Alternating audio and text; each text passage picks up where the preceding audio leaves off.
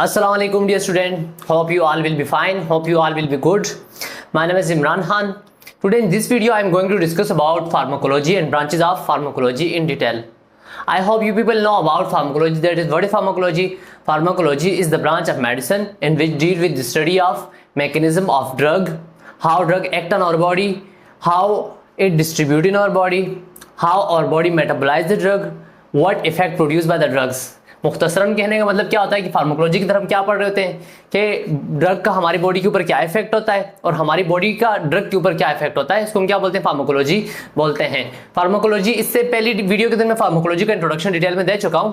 अभी मैं just pharmacology की उन ब्रांचेस का जिक्र करूंगा जो हमारी ऑफिशियल कैटजंग बुक के अंदर मेंशन है। सो फार्माकोलॉजी की ये कुछ मैंने ब्रांचेस को मेंशन किया हुआ है। सो हम वन बाय वन एक एक ब्रांच को डिस्कस करते हैं।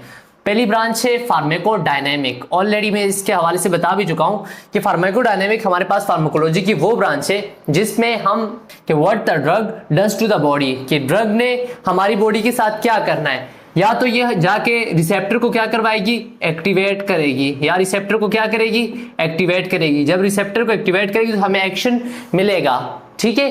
तो या तो रिसेप्टर को जाके क्या करेगी, ब्लॉक करेगी। जो एक्शन हो रहा था वो एक्शन क्या हो जाएगा, कम हो जाएगा। सो ड्रग ने क्या करना है, सिंपल, या रिसेप्टर को एक्टिवेट करवाना है या रिसेप्टर को जाके क्या कर देना है, ब्लॉक कर देना है, ठीक है। अच्छा जी, सेकंड ब्रांच हमारे पास क्या है, फार्माकोकाइनेटिक। फार्माकोकाइनेटिक के अंदर हम ये स्टडी करते हैं कि हमारी बॉडी ने ड्रग के साथ क्या करना है, what the body does to the drug. तो सिंपल सी बात मैंने आपके सामने लिखी, सबसे पहले ड्रग को जब हम लेते हैं तो हमारी बॉडी क्या करती है, ड्रग को एब्जॉर्ब करती है। सो फर्स्ट ऑफ ऑल क्या होता है, ड्रग जो होती है वो हमारी बॉडी के अंदर एब्जॉर्ब होती है किसी भी रूट के जरिए से। कहां तक जाके पहुंचती है, ब्लड तक। ब्लड तक पहुंचने को हम क्या बोलते हैं, एब्जॉर्प्शन बोलते हैं। फिर नेक्स्ट स्टेप में डिस्ट्रीब्यूट होती है और नेक्स्ट स्टेप में मेटाबोलाइज होती है और लास्ट स्टेप के अंदर क्या होती है, एक्सक्रीट होकर हमारी बॉडी से निकल जाती है। इसको हम क्या बोलते हैं, फार्माकोकाइनेटिक बोलते हैं। तीसरी जो ब्रांच है वो हमारे पास है फार्माकोथेरेप्यूटिक। फार्माकोथेरेप्यूटिक के अंदर हम ये डिस्कस करते हैं कि हम ड्रग को किस ट्रीटमेंट, मतलब किस बीमारी के इलाज के लिए हम यूज कर रहे होते हैं। Use of drug for treatment and prevention of disease. किसी को कोई बीमारी हो गई है, लेट्स सपोज किसी को हेडेक हो रहा है, ठीक है, हेडेक हो रहा है। सो हेडेक के लिए हम क्या यूज करेंगे, पेनाडोल यूज करेंगे। सो हमने पेनाडोल को किसके लिए यूज किया, for the treatment of pain. Pain के इलाज के लिए हमने क्या किया, पेनाडोल को यूज किया। एंड प्रिवेंशन ऑफ डिजीज, और बीमारियों से बचाव के लिए। लेट्स सपोज मैं आपसे वैक्सीन की बात करता हूँ। कोविड-19 की वैक्सीन हम क्या करवा रहे थे, लगवा रहे थे। क्यों, क्योंकि हमें कोरोना वायरस इफेक्ट ना कर पाए, ठीक है। इसके अलावा नेक्स्ट ब्रांच हमारे पास कौन सी, वो है टॉक्सिकोलॉजी। नाम से जाहिर है टॉक्सिक। टॉक्सिक किसको बोलते हैं, जहरीली। वो चीजें जो हमारी बॉडी को थोड़ी सी अमाउंट के अंदर, थोड़ी सी डोज के अंदर हमारी बॉडी को अगर हम लेंगे, हमारी बॉडी को अगर नुकसान पहुंचाएगी तो उसको हम क्या बोलेंगे, ये चीज हमारे लिए क्या है, टॉक्सिक है। सो टॉक्सिकोलॉजी हमारे पास फार्माकोलॉजी की ऐसी ब्रांच है जिसमें हम ड्रग के हार्मफुल इफेक्ट को क्या कर रहे होते हैं, स्टडी कर रहे होते हैं। कैसे, लेट्स सपोज किसी को हो रहा है दांत का दर्द, ठीक है, टूथ एक हो रहा है। अब दांत के दर्द के अंदर अगर आपने खा ली एनसेड, क्या खा ली, एनसेड खा ली, ठीक है।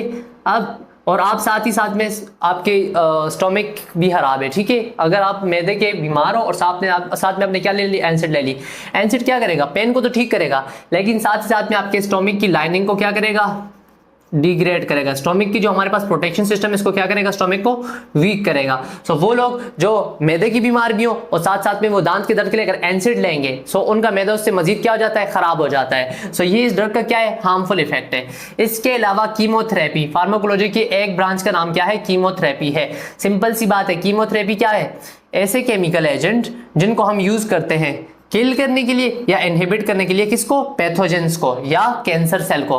कैंसर सेल हमारी बॉडी में फैल रहे होते हैं। सिस्प्लास्टिन हमारे पास एक ऐसी ड्रग होती है जो कि कैंसर सेल को क्या कर रही होती है, किल कर रही होती है। सो ये भी हमारे पास क्या है, फार्माकोलॉजी की एक ब्रांच है। इसके अलावा एक हमारे पास आ जाती है क्लिनिकल फार्माकोलॉजी। क्लिनिकल फार्माकोलॉजी के अंदर हम क्या करते हैं, study of drug in human. के मैंने एक ड्रग बनाई, उस ड्रग को मैं क्या करूंगा, टेस्ट करूंगा, उसके मैं क्लिनिकल ट्रायल्स देखूंगा। सो फर्स्ट ऑफ ऑल तो हम एनिमल्स, शुरू में जब हमारे पास इतनी टेक्निक डेवलप नहीं हुई थी तो इंसानों के ऊपर ही ड्रग को टेस्ट किया जाता, लेकिन आजकल ऐसा नहीं होता है।